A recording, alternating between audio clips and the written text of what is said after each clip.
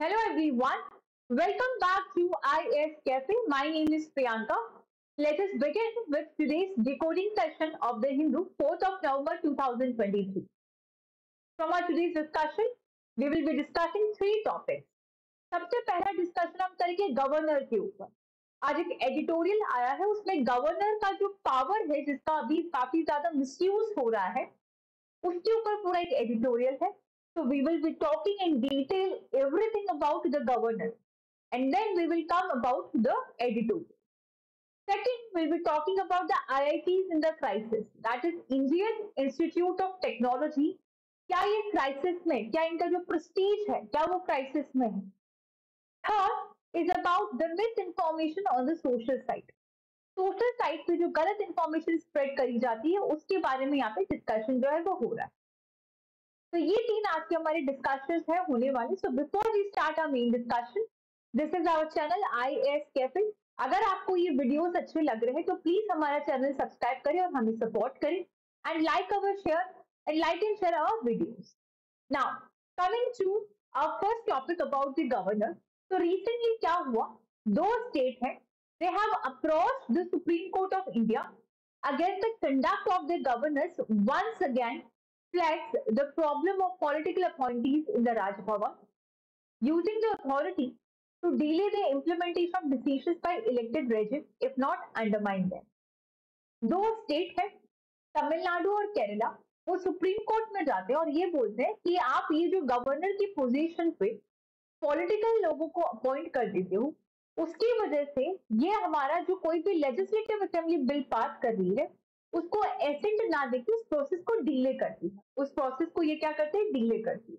ठीक है, तो सबसे पहले तो कौन सा बिल, क्या एसेंट, क्या डिले, लाइक क्या बात हो रही है यहाँ पे, है ना? तो इसको समझते हैं। सबसे पहले गवर्नर का जो फंक्शन है ना उसके बारे में हम बात करेंगे, तब ये जो न्यूज का जो कॉन्टेक्स्ट आया है वो आपको समझ में आएगा। तो हमारा जो कॉन्स्टिट्यूशन है, it is a written constitution, ये सबको पता है। It is divided into various parts. आपके पास पार्ट 1 जो है इंडियन कॉन्स्टिट्यूशन का, वो किसके बारे में है, यूनियन एंड इट्स टेरिटरीज। फिर आता है आपके पास part 2, it talks about citizenship. Then comes your part 3, it talks about fundamental right. Part 4, directive principle of state policy, और इसी 4A में फंडामेंटल ड्यूटीज। फिर आपके पास कॉन्स्टिट्यूशन का जो पार्ट 5 है, इसमें आपके पास यूनियन आता है और इसी यूनियन में हम प्रेसिडेंट जो है उनके बारे में भी पढ़ते हैं। और फिर आता है आपके पास part 6 of the Indian constitution.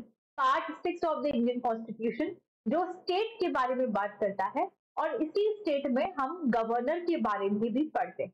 And here we talk about the governor. So the governor's appointment, his powers and everything which is related to the governor, ये कहाँ पे डिस्कशन हुआ है, under article 153 to article 162 of the Indian constitution. Governor के बारे में कोई भी चीज हमारे कॉन्स्टिट्यूशन में आर्टिकल 153 से लेके article 162, that is of part 6, यहाँ पे इसके बारे में मेंशन कर रखा। Governor stand as executive head of a state and the working remains the same as of the president. तो जिस तरह से हमारे प्रेसिडेंट जो है एग्जीक्यूटिव हेड है, उसी तरह से स्टेट के एग्जीक्यूटिव हेड कौन होते हैं, गवर्नर। इनका जो फंक्शन है मोर एंड लेस सिमिलर है जिस तरह से प्रेसिडेंट का जो फंक्शन होता है। Under the constitution of India the governing machinery is the same as that of the central government. तो यहाँ पे आप ये बोल सकते हो कि गवर्नर के दो रोल होते हैं। Importantly governor has dual role. सबसे पहला जो फंक्शन है, it is he is the constitutional head of the state. Governor के जब हम ड्यूअल रोल के बारे में बात करते हैं, यहाँ पे दो चीजें। सबसे पहला कि जो गवर्नर है वहां पे इसका कॉन्स्टिट्यूशनल हेड होता है स्टेट का, which is bound by the council of minister. I repeat, आपके पास स्टेट के अंदर भी क्या होती है, विधानसभा और विधान परिषद होती है, that is a state legislative assembly और state legislative council.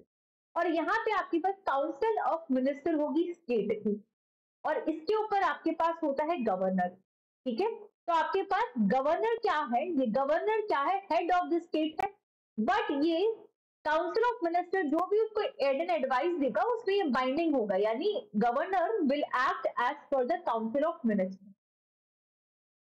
He functions as a vital link between the union governor and the state government.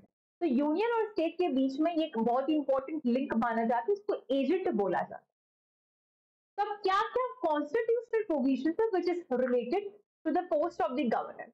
सबसे पहला, अगर इसके अपॉइंटमेंट या फिर पावर्स की बात करते हैं तो it can be derive from article 153 which state that there shall be a governor for each state. यानी कि अगर हमारा इंडिया है, यहाँ पे हर एक स्टेट का अपना एक खुद का गवर्नर होना चाहिए, और कुछ कुछ केसेस में एक ही गवर्नर को आप दो या दो से ज्यादा स्टेट के लिए अपॉइंट कर सकते हो. ये आया था आपके पास 7th कॉन्स्टिट्यूशनल अमेंडमेंट एक्ट के थ्रू. द गवर्नर जो है ड्यूल कैपेसिटी में काम करता है, एक constitutional head of the state, and also he is a part of federal system of Indian polity and act as a bridge between the union and state government. Federal system क्या है? Federal system का मतलब होता है जब power union और state के बीच में डिस्ट्रीब्यूटेड होती है. तो ये यूनियन और स्टेट के बीच में जो पावर डिस्ट्रीब्यूटेड है, ये जो फेडरल सिस्टम है, इसका बहुत इंपॉर्टेंट पार्ट है, क्योंकि ये जो गवर्नर है वो एजेंट है, वो लिंक है between the union and the state. फिर आता है आपके पास article 157 and 158 of the constitution. It specifies the eligibility requirement for the post of the governor. अब एलिजिबिलिटी क्या है? सबसे पहले तो आप इंडिया के सिटीजन होने चाहिए, आपकी एज 35 ईयर्स की होनी चाहिए, किसी भी हाउस के मेंबर नहीं होने चाहिए, no office of profit. Tenure इनका 5 साल होता है, उससे पहले भी ये रिमूव कर सकते हैं under the certain conditions. Resignation जो है आपको पता ही किसको जाएगा, बाय द गवर्नर जो है रेजिग्नेशन चलता है, रेजिग्नेशन दे सकते. अब गवर्नर क्या होता है ये क्लियर है. अब आते हैं आज का जो न्यूज एडिटोरियल है, उसको आप सीधा यहीं से लिंक कर सकते हो कि गवर्नर की पोस्ट के साथ इश्यूज कहां पे आते हैं, तकलीफ क्या है गवर्नर की पोस्ट के साथ. तो बहुत सारे एग्जाम्पल हमारे सामने ऐसे आए हैं जब गवर्नर की जो पोजीशन है इसका मिसयूज या अब्यूज किया गया है, usually at the behest of the ruling party at the centre. The process of appointment has generally been the cause behind it. बहुत सारे केसेस में पॉलिटिशियंस और कुछ farmer bureaucrat identified with a particular political ideology have been appointed as the governor by the government. तो usually governor का appointment कौन करता है? आपके पास सेंट्रल लेवल पे होता है, प्रेसिडेंट.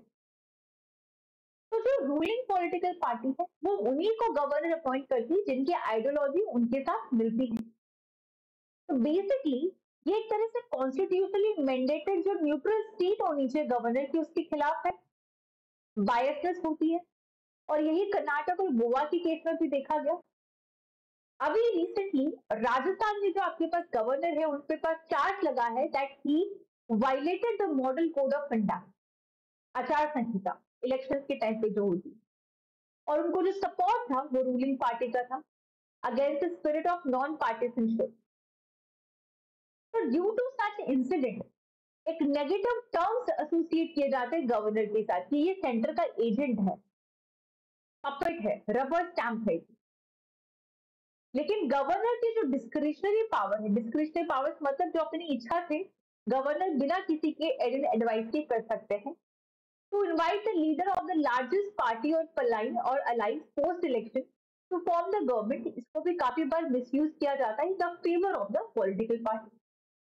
गवर्नर कमिटी बनी थी 1971 जिसमें बहुत सारी रिस्पॉन्सिबिलिटीज जो है वो दी गई on the governor to see the administration of the state does not break down due to the political instability and he must send a regular report about the political situation of the state. However जब president rule लगा article 356 में, in case of breakdown of constitutional machinery in a state has been frequently misused by the central government. ये rubber stamp वाले term इसीलिए इनको दिए जाते हैं. फिर आता है arbitrary removal of governor before the expiration of his tenure has also been an important issue in the recent past. The governor cannot be removed on the ground that he is out of the sync with the policies and ideologies of union government or the parties of power at the center. तो अभी एक और नया issue आता है कि कोई भी गवर्नर अगर वो रूलिंग पॉलिटिकल पार्टी के आइडियोलॉजी के खिलाफ होता है तो उनको पहले ही निकाल दिया जाता है, आर्बिट्ररीली रिमूव किया जाता है। तो दिस इज ऑल्सो इशू। तो अभी आज का जो पेपर आया है, आज का जो अखबार आया है, उसमें भी यही इसी तरह का जो इशू है वो सामने लाया गया कि गवर्नर्स, आपको इतना तो पता ही है कि जो गवर्नर होते हैं they are also the ex officio vice sorry chancellors और chairman of the state universities. तो यहाँ पे गवर्नेंस बहुत ही रिजिडली होते हैं, अगर उनसे कुछ पूछा नहीं जाता, ओपिनियन नहीं लिया जाता है, right? So it is unfortunate that the absence of a time frame for giving assent by, अब यहाँ पे क्या होता है कि कोई भी स्टेट लेजिस्लेटिव असेंबली, वो अगर बिल पास करती है तो गवर्नर को उसमें एसेंट देना होता है, गवर्नर को उसको अपने एसेंट देना होता है, यानी कि साइन करना होता है, अप्रूव करना होता है। गवर्नर क्या कर रहा है भाई, डिले ही नहीं कर रहा है, मतलब डिले कर रहा है, उसको साइन ही नहीं कर रहा है, क्योंकि टाइम लिमिट फिक्स नहीं है कि कितने कितने महीने में या कितने दिनों के अंदर अंदर साइन करके देना। तो जब उसको लेजिस्लेटिव असेंबली के अगेंस्ट आना हो तो वो डिले करके बैठ जाए। तो यहाँ पर बात हो रही गवर्नर का जो पावर है वो जो मिसयूज करे उसको लिए। ठीक, तो ये था हमारे पास पहला डिस्कशन। अब हम आते हैं दूसरे टॉपिक पे, आईआईटीज आर ओवर कमिटेड। क्या आईआईटीज क्राइसिस में चल रही है?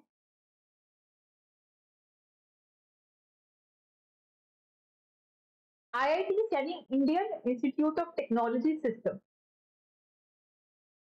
राइटर के हिसाब से एक सीरियस ट्रबल में है। At the same time that some of the IITs are building campuses abroad as part of India's soft power effort. तो ये जो पूरा आर्टिकल है ये आईआईटीज क्या क्या चैलेंजेस फेस कर रही है उसके ऊपर। आईआईटीज की क्वालिटी कंसर्न क्या है, फैकल्टी की शॉर्टेजेस, जो आप इसके एक्सपेंशन कर रही हो इंडिया के बाहर उस पर कुछ कंसर्न है, जो क्वेश्चनेबल कंसर्न है वहां पे यहाँ उसके बारे में बात हो। So the central idea emphasizes prioritizing the quality, addressing the faculty shortages, evaluating the international ventures carefully, and promoting the collaboration with industries for sustained excellence in the Indian higher education. तो इसका हम एक बार की highlight देखते हैं कि editorial में क्या है। सबसे पहले बोला गया कि आईआईटी एक तरह से इंडिया की क्राउन जेवल्स, ग्लोबली रिनाउंड है, इंडिया की प्रीमियर हायर एजुकेशन सिस्टम है, जो कि हाईटेक फील्ड में एक इंटरनेशनल प्लेटफॉर्म पे अच्छे खासे लेवल पे इसको रिकॉग्नाइज किया जाता है। Global ventures that IIT Madras opens a branch in the Zanzibar, raising questions about the international expansion and its purpose. Domestic expansion भी हो रहा है 2015 के बाद में, तो इसकी वजह से चैलेंजेस आ रहे हैं मेंटेनिंग द हाई स्टैंडर्ड और फैकल्टी की जो शॉर्टेजेस हो रहे हैं वो। अब क्या चैलेंज है? सबसे पहला चैलेंज आपके पास क्वालिटी कंसर्न, कि जो न्यू आईआईटीज बन रही है, वहां पे जो स्टैंडर्ड है एक ट्रेडिशनल इंस्टीट्यूट का वो मैच नहीं कर पा रही, जो प्रेस्टीज है वो वेरी कर रही है, फैकल्टी नहीं आ पा रही है। ओवरसीज कैंपस को आप इंडिया के बाहर, डोमेस्टिक वाले में प्रॉब्लम है तो इंडिया के बाहर जो आपके पास क्वेश्चन है फैकल्टी को लेके वो रेज हो रहे हैं। स्टैंडर्ड डिस्पैरिटी, अनइक्वल जो स्टैंडर्ड है आईआईटी, तो अगर एनालिसिस करें यहाँ पे तो क्वालिटी तो एक सबसे बड़ा चैलेंज है, that ensuring the quality in the new IIT एक बहुत ही सिग्निफिकेंट चैलेंज है, जो कि पूरे सिस्टम, पूरे एंटायर जो सिस्टम है आईआईटी को उसको अफेक्ट कर रहा है। Faculty shortage, domestic expansion question. अब डेटा की अगर बात करते हैं, की एनरोलमेंट 23 जो आईआईटीज है, 23 आईआईटीज, इनमें जो एनरोलमेंट है it has increase from 1,20,000 indicating increase access and opportunity. Vacant seat in 2021 to 22, 361 undergraduate, 3,083 postgraduate, 1,852 PhD seats remained empty in the new IIT. Faculty vacancies, out of 10,881 sanctioned posts in 2021, 4,370 were vacant, signaling a severe shortage. Background, 1950 में पहली आपके पास IIT बनी थी, IIT Kharagpur, initially rooted in the partnership with the foreign technological universities. They aim to contribute to the national development by producing the leaders in the high-tech field. The early IITs, जैसे कि आपके पास खड़गपुर है, ये एक reputation, it was built a reputation for excellence through the collaborations with institutions in the US, the Soviet Union, United Kingdom, and Germany. Objectives, technology में excellence लाना, national development, global recognisation, industry का interface यहाँ पे होना, और vision क्या है behind IITs, talent को नर्चर करना, foster and nurture the exceptional talent in the field of science, engineering and technology, drive the innovation, contribution देना ग्लोबल लेवल पे, क्वालिटी को मेंटेन करना। तो किस तरह से आप क्या कर सकते हो यहाँ पे वे फॉरवर्ड कि इसको एक्सपेंड मतलब क्वांटिटी पे ना जाके आप क्वालिटी पे फोकस करो। सबसे पहले तो फैकल्टी का जो शॉर्टेज है आप उसको रूट जो कॉज है उसको एड्रेस करो, है ना, आपकी जो एफर्ट है उसको स्टैंडर्डाइज करो, तब जाके यहाँ पे आपको एक थोड़ा सा इंप्रूवमेंट दिखेगा। अब आता है हमारे लास्ट टॉपिक में जहां पे बात हो रही है जो सोशल साइंस है, वहां पे जो मिस इन्फॉर्मेशन है उससे क्या फर्क पड़ रहा है। सबसे पहली बात तो यहाँ पे बोल रहा है कि this misinformation is more malicious variant disinformation ना हो बेटर है, लेकिन गलत इन्फॉर्मेशन जो है वो नहीं होनी चाहिए। गलत इन्फॉर्मेशन अगर आप सोशल साइट में किसी भी प्लेटफॉर्म के थ्रू अगर आप फैला रहे हो तो उससे क्या हो सकता है। सबसे पहले red herring, that is the content moderation driven approach to the disinformation by all the major social media platforms is red herring designed to distract from the far larger problem of amplifying the distribution of disinformation. Social media platform का opacity, inadequate measures, absence of uniform baseline, कुछ भी हो रहा है social media पे। I am telling you, people are addicted to social site. आप Instagram दे लीजिए, it is 95% fake. किसी की गाड़ी खड़ी है लंबरगिनी, आप उसके सामने खड़े होके फोटो करके आप बस इंस्टाग्राम पे डाल, गिटार ले लिया, बजाना आता नहीं हो, दोस्त का गिटार ले लिया, फोटो बजा ले लिया और डाल दिया। It is totally fake. I mean hardly इक्के दुक्के कुछ पर्सन होंगे जो अपनी रियल लाइफ वहां पे डाल रहे होते हैं, क्योंकि उनकी रियल लाइफ अच्छी होती है, वो अपनी लाइफ पे वर्क कर रहे होते हैं। और भी यहाँ पे सोशल साइट के जो फेकनेस उसके बारे में काफी कुछ आता है। तो weaponisation of the false information, social media platforms have adopted designed choices that have led to the mainstreaming of misinformation while allowing themselves to be weaponized by powerful Western interests for political and commercial benefit. Digital media literacy इसका सबसे बड़ा important जो reason. अब इसमें politics पे क्या फर्क पड़ता है, देखो 3 नोटेबल इफेक्ट जो है सोशल मीडिया के वो पॉलिटिक्स पे दिखते हैं। पहला, it has led to a dislocation of politics with people weighing in on abstraction online while being disengaged from the immediate surroundings. Social media has led to the degradation of our political discourse where serious engagement has been supplanted by hot takes and memes. It has obscured the providence of the consequential intervention. Misinformation versus disinformation versus malinformation, क्या फर्क? देखो miss information का मतलब होता है गलत information, false information. When a person conveys it, believes that it is true and shares. तो basically miss information का मतलब होता है आप एक गलत इन्फॉर्मेशन शेयर कर रहे हो, लेकिन जब आप वो इन्फॉर्मेशन शेयर कर रहे हो आपको लग रहा है कि वो सही है। डिस इन्फॉर्मेशन का मतलब होता है which are shared intentionally by a person after knowing that it is not true. मतलब आप गलत इंफॉर्मेशन दे रहे हो और आपको पता है गलत है, आप उसको अपने इंटेंशन से भेज रहे हो, वो है डिस इन्फॉर्मेशन। एंड इंफॉर्मेशन जो कि रियलिटी पे बेस्ड है बट इम्पोजेस हार्म, उसको बोलते हैं माल इन्फॉर्मेशन। तो ये 3 टर्म्स है जो कि यहाँ से क्लियर होना चाहिए।